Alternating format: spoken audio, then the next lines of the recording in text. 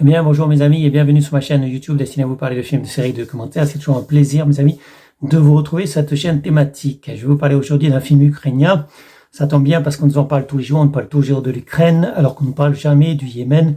Yémen, c'est un pays qui est en guerre avec une coalition de pays arabes qui mènent la guerre dans ce pays et donc personne n'en parle. Parce que c'est comme ça, mes amis, parce que les Européens, les pays européens, les gouvernements ont décidé de ne pas parler des guerres que mènent les pays arabes. Donc, on va parler de la guerre, évidemment, qui est menée entre la Russie et l'Ukraine, puisqu'effectivement, elle nous affecte tous. Justement, elle nous affecte tous, à part la Turquie, qui a décidé, par contre, d'être plus ou moins neutre dans cette affaire, puisque la Turquie n'a donné aucune sanction contre la Russie. Et donc, les sanctions ne sont pas retournées contre elle, contre la Turquie, puisque elle a décidé effectivement de ne pas sanctionner la Russie. Et donc, en revanche, en retour plutôt, la Russie n'a pas sanctionné la Turquie. Et donc, la Turquie n'aura pas de problème énergétique, que ce soit cet hiver ou que ce soit les années qui viennent. Parce que il faut dire que les problèmes énergétiques qu'on va avoir cet hiver, eh bien, ils vont durer tant que les sanctions menées par les gouvernements des pays tels que la France ou l'Allemagne, tant que ces sanctions, cette politique en fait anti-russe va durer, mes amis, eh bien les sanctions que les dirigeants les dirigeants comme Macron mènent actuellement contre la Russie, se retournent effectivement contre la population française et européenne. Voilà, donc on va subir pas seulement cet hiver, mais tant que cette politique durera, on va subir les sanctions de la Russie, mes amis. Et la Turquie est moins stupide que nous, enfin le gouvernement turc est moins stupide que nous, puisqu'il a décidé de ne pas faire de sanctions, de ne pas donner de sanctions à la Russie. Et en ce qui concerne les armes à l'Ukraine, elle a décidé de les vendre et non pas les donner.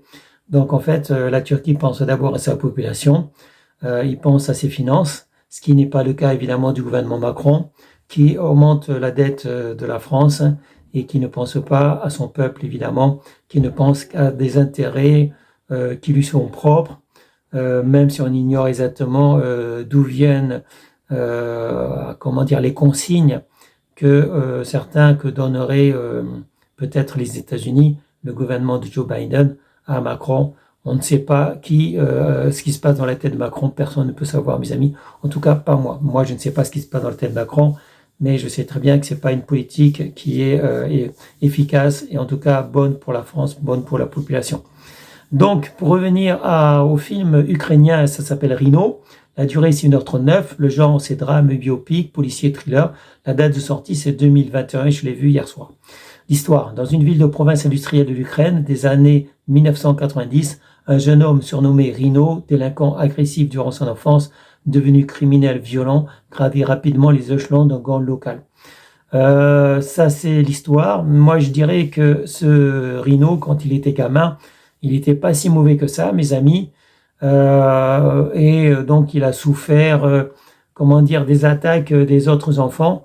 Donc, comme à un moment donné, il le dit dans le film, Rhino pensait que c'était les enfants qui étaient méchants et les adultes savaient très bien ce qu'ils faisaient et que les adultes n'étaient pas méchants, que c'était des gens bien sages et tout ça.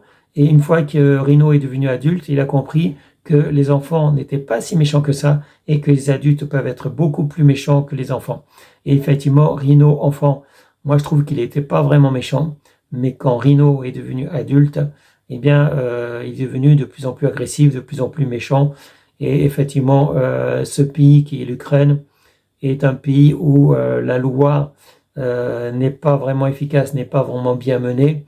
Et c'est un pays qui est livré aux gangs, comme on le voit dans le film. C'est un pays avec beaucoup de violence, beaucoup de gangs, beaucoup de voyous. Et donc c'est un pays très difficile à vivre, mes amis. Donc ce pays dont on nous vante les bienfaits, le problème c'est qu'il y a beaucoup de néo-nazis dans ce pays. D'ailleurs chaque année en Ukraine ils fêtent des anniversaires néo-nazis avec des emblèmes néo-nazis, des emblèmes nazis. Et tout ça n'est pas très sain, mes amis. Voilà, donc vous pouvez être contre la Russie, c'est pas mon cas, mais il faut savoir que la Russie avait de bonnes raisons d'engager donc un conflit avec l'Ukraine, tout simplement. Mais ici, on préfère, en fait, en tout cas en France, en Allemagne, beaucoup de gens préfèrent ne connaître qu'un seul côté des choses et ne pas écouter ce que Poutine ou ce que les Russes ont à dire. Ils préfèrent entendre qu'une seule voix, la voix de Zelensky, avec Joe Biden qui est, comment dire, aux commandes. En fait, l'OTAN plutôt. C'est l'OTAN et le pantin de l'Ukraine qui sont aux commandes et donc ils préfèrent écouter ces gens-là que écouter la version des Russes, la version de Poutine. Mais dans toute histoire, il y a toujours deux versions, mes amis, et ce n'est pas bien d'écouter qu'une seule version. Enfin, c'est en tout cas moi ce que je pense. Certains veulent plutôt se cacher les yeux et se boucher les oreilles et n'écouter qu'une seule version, mais c'est pas comme ça que les choses se font, mes amis. Il faut toujours écouter les deux versions parce que tout n'est pas noir et blanc, mes amis, dans la vie. Tout n'est pas noir et blanc. Il y a beaucoup de gris. Et dans Rhino, on voit très bien dans le film que Rhino n'est pas forcément un gars totalement mauvais, mais il fait des choses atroces. Mais c'est pas le seul, mes amis, parce qu'en Ukraine, il y a beaucoup de choses atroces qui sont passées. Et c'est, comment dire, un pays livré à la violence. Et effectivement, Rhino a dû se muscler. Rhino, il était enfant, mais déjà adolescent, il n'arrêtait pas de vouloir se muscler pour être capable de se défendre, de se battre. Et effectivement, mes amis, les plus forts écrasent les plus faibles, en tout cas dans ce pays-là.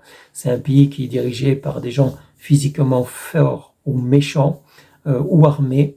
Donc, soit vous avez des couteaux, soit vous avez des armes à feu. Et apparemment, c'est un pays très très violent, l'Ukraine, mes amis, contrairement à la Russie, qui est quand même beaucoup plus pacifiste, avec un pouvoir qui tient quand même sa population pour pas qu'il y ait des débordements. Voilà, bon, en fait, je vous conseille, si vous ne me croyez pas, je vous conseille de voir le film Rhino. Hein. Je vous mettrai des extraits, évidemment, comme à chaque fois. Franchement, c'est un film à déconseiller aux enfants. Ouais, ça c'est clair. Mais c'est un film très éducatif. Donc, honnêtement, je ne sais pas trop quoi dire. Moi, je l'ai vu jusqu'à la fin. Je peux pas vraiment dire que j'ai aimé ce film. Mais c'est un film qui dépeint très bien la vie en Ukraine. Donc, si vous voulez connaître vraiment l'Ukraine, vous devez voir ce film Rhino, mes amis. Ça, c'est mon avis. Après, si vous en fichez, si vous voulez pas vraiment voir ce qui s'est passé en Ukraine, si vous voulez pas connaître, comment dire, si vous voulez pas connaître, savoir ce qui s'est passé dans ce pays-là, et ne connaître que la version des médias officiels, comment dire, les mainstream, les médias donc à la solde du gouvernement français ou allemand. Si vous voulez connaître qu'une seule version des faits, alors ne regardez pas Rhino, ne regardez pas les films sur l'Ukraine, ne vous intéressez pas à l'Ukraine, mes amis. Écoutez simplement les médias, voilà, les médias français qui, comment dire, sont payés, subventionnés par le gouvernement français, tout simplement. Sur ce, je vous souhaite à tous une bonne journée, mes amis, un bon week-end, restez en sécurité, portez-vous bien et je vous dis à bientôt pour une prochaine vidéo. Salut mes amis, ciao, ciao, bye bye. Что мне снег, что мне соль, что мне дождик проливной, когда моих я